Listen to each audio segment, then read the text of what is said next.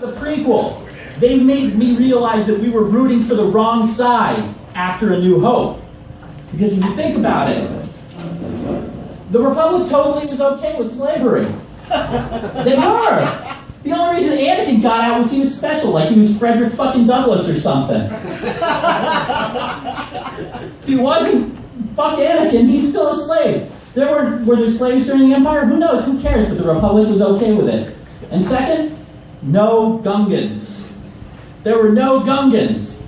The Empire wiped out the Gungans. And I know, and you're like, Elliott, you were just complaining about slavery, but you're perfectly okay with the genocide. Yeah, I am. They were the fucking Gungans. Were they the toad guys who were...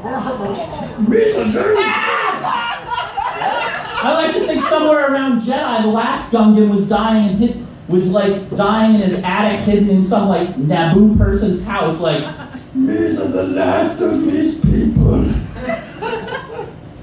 And they carted him off to the camp where they took the other Gungans and made the world a better place. Because let's be fair, who fucking needed Jar Jar? That was you screaming. It was, because I was mostly sleeping. Misa, suck your dick, Annie! That's how Jar Jar got to be in the movies. Misa, suck your dick, Annie!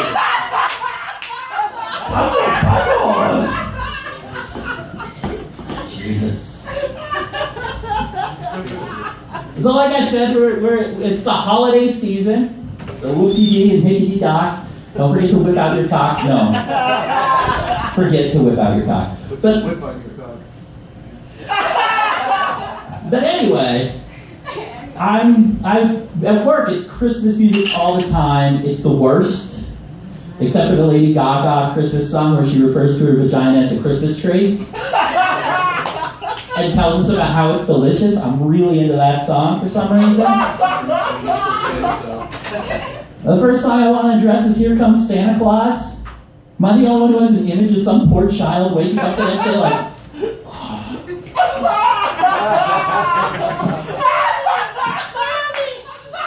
what's this weird sticky milk on my face? Write down Santa Claus Lane. Write down. That sounds like a euphemism for anal sex, doesn't it? Write down Santa Claus Lane. Is that what he calls Mrs. Claus's vagina?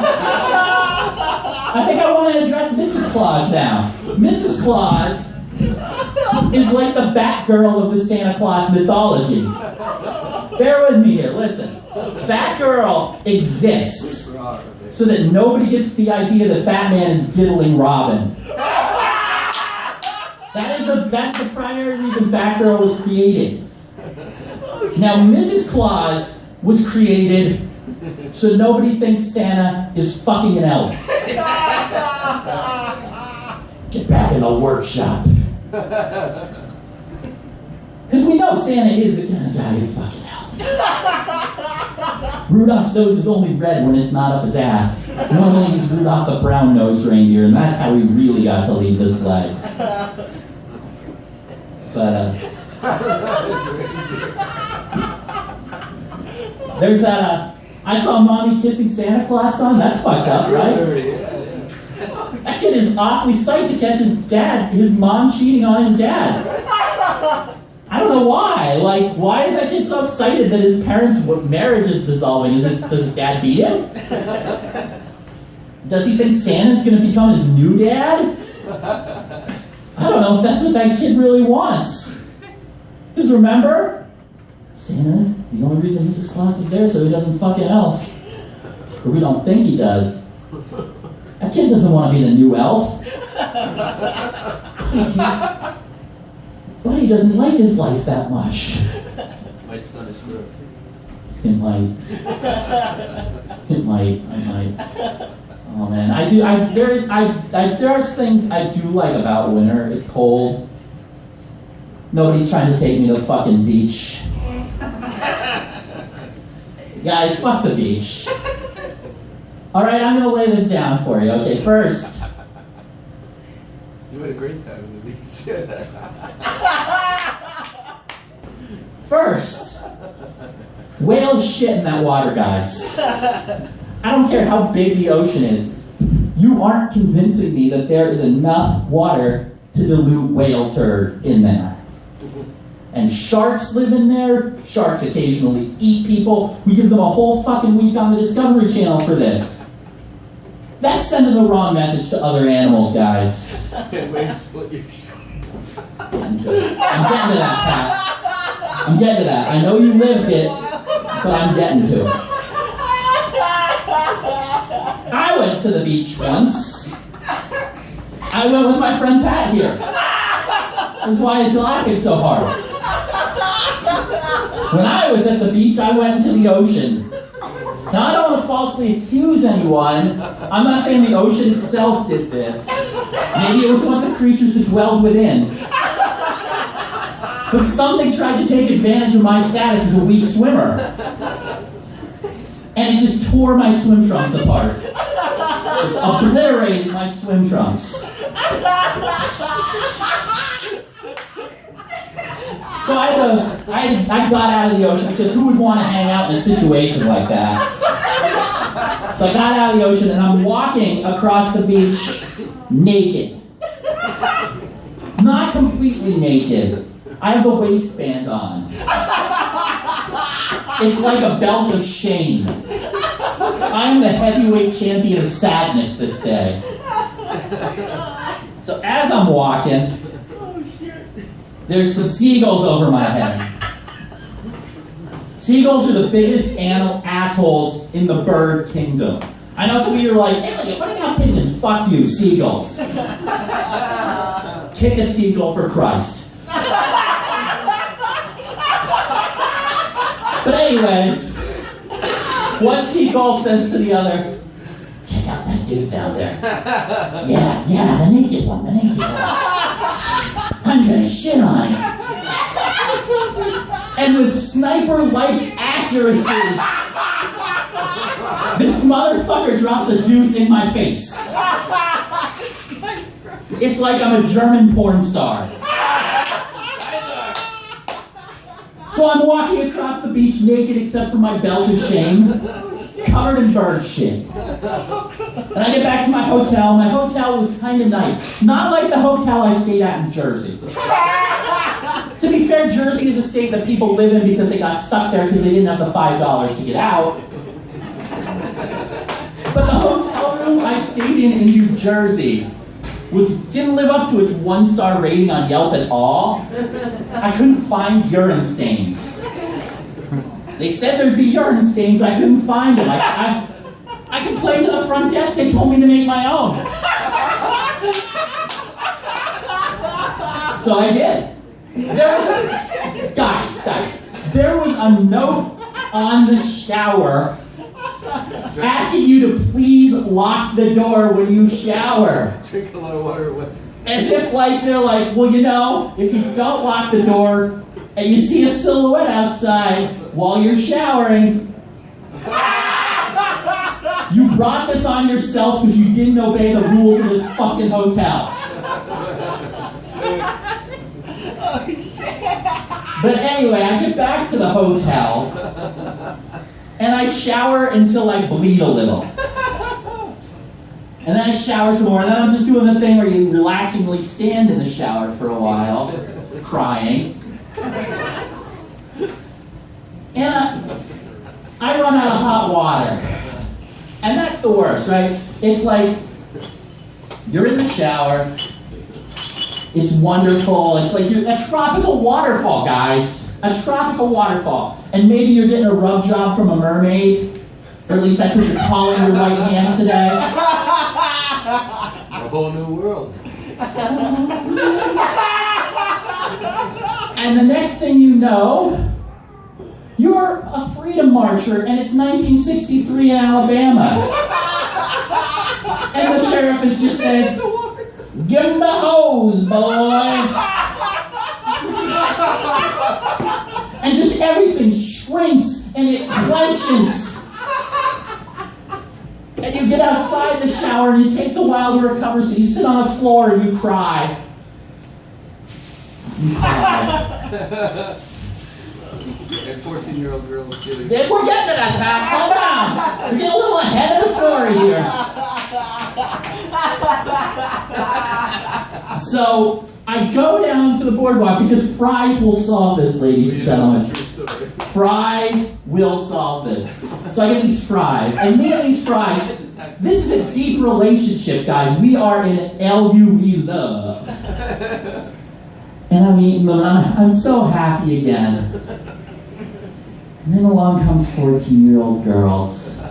And they steal my French fries while sitting on someone else's lap.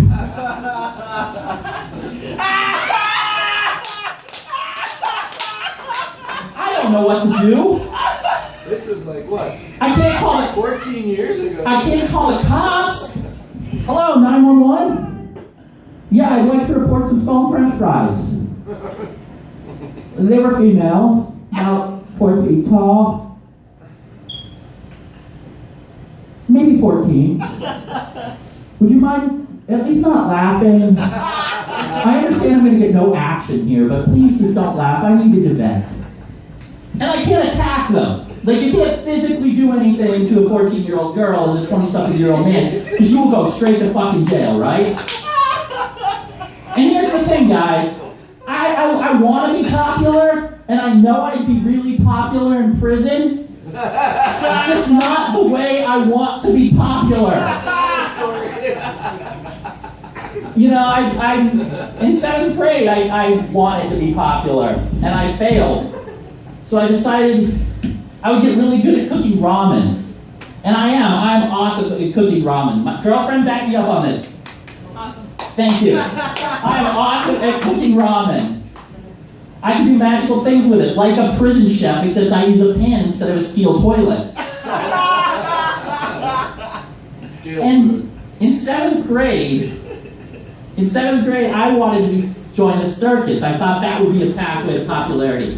So I decided to learn a circusy skill. And I decided sword swallowing was the way to go. So I learned to suppress my gag reflex. Now guys, I know they don't allow swords in prison. But I'm sure my cellmate and I could find something to stick down my throat. Keep at least one of us entertained, right? And I know I'm prison pretty. I mean, wait, hold on. That's... Outside shopping malls. I'm prison pretty. I've been told I'm prison pretty. I was hanging out outside the mall one day, and I was a young lad, about 17, and I'm talking to this sketchy fellow about his tattoos. And 17-year-old Elliott is all like, I got a tattoo of Charlie Brown when I get older. You know what happened? And big sketchy dude tells me,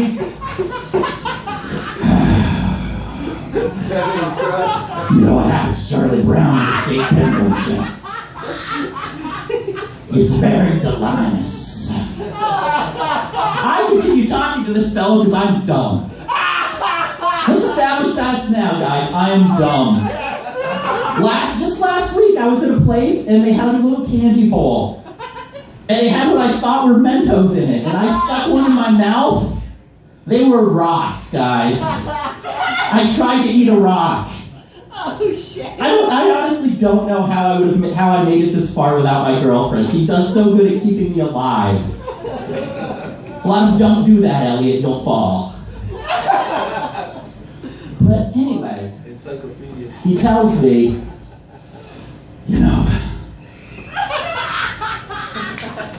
you're kind of cute. I wish I saw you when I was in the state pen.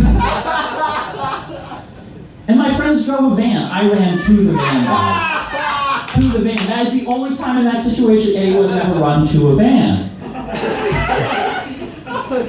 But at least that time I didn't get molested. I can't say that for every event in my life, though.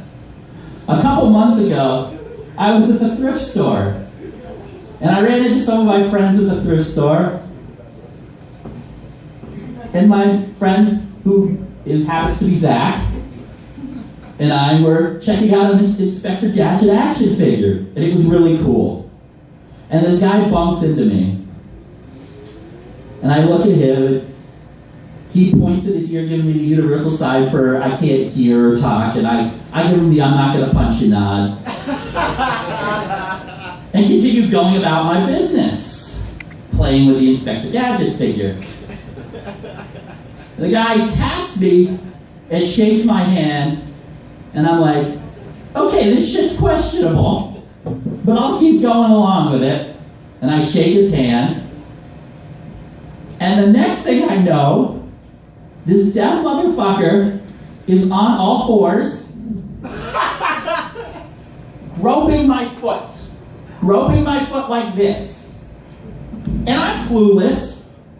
I think maybe I'm standing on his hearing aid or something, so I'm twitching my foot around, and he's groping my foot and reaching up at my crotch like this. And finally my other friend, she comes up to me and says, what the hell's going on here? And it hits me, guys. As an adult, I am being molested in the toy section of the thrift store. Was I the best that came along that day? Go, gadget, molester. So I ran away from the thrift store. And I left the thrift store because what else would you do? Well, guys, it's been a long night. I'm going to get out of here. I'm so glad you guys were here, though. I have enough sad, awkward conversations with empty rooms at my apartment. At least I hope they're empty, guys. I don't think I could live with a ghost. I could just see how that would go. I'd be like on my sofa. I would have just had like some Kool-Aid or something, and then have my laptop open up on my chest and my pants down around my knees. Just, ready to really finish the night out right. And then I'd hear it somewhere behind me.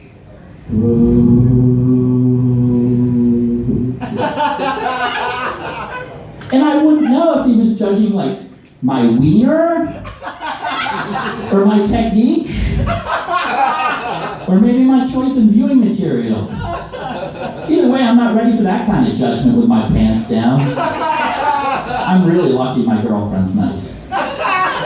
All right, guys, you've been great. Thank you to everybody involved in this. Thank you guys for sticking around. Thanks.